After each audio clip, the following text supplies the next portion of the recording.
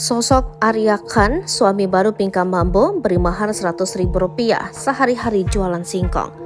Berikut ini sosok Arya Khan, suami baru Pinkan Mambo. Pinkan Mambo menikah dengan Arya Khan pada Minggu, 24 Desember 2023. Arya Khan menikahi Pinkan Mambo dengan mas kawin Rp100.000.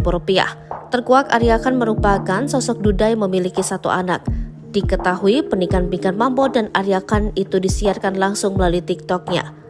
Cuplikan video pernikahannya pun beredar di media sosial. Terlihat Pinkan dan Arya duduk lesehan dengan baju berwarna senada. Pinkan juga tampak mengenakan kerudung berwarna pink. Pinkan memutuskan untuk jadi mu'alaf saat menikah dengan Arya Khan. Keduanya kemudian berucap syukur setelah resmi menjadi suami istri. Perjalanan cinta keduanya pun diawali dari TikTok. Diketahui Arya viral karena kerap memposting video joget di TikTok. Arya Khan sering live di TikTok dan kerap mendapat saweran. Keduanya pun berkolaborasi di TikTok hingga akhirnya saling jatuh cinta.